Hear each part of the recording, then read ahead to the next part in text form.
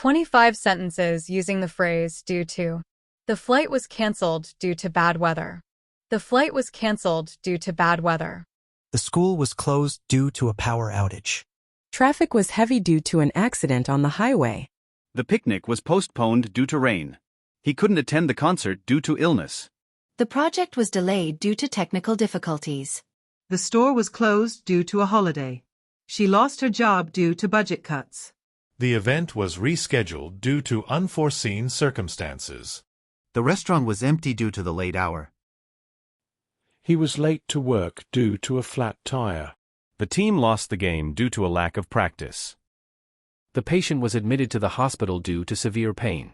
The company's profits declined due to increased competition.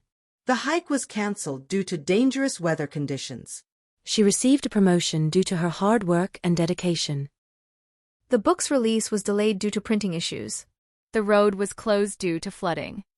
The meeting was postponed due to a scheduling conflict. The movie premiere was delayed due to technical problems. The project failed due to poor planning.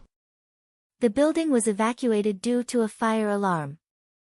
He couldn't participate in the race due to an injury. The power went out due to a storm.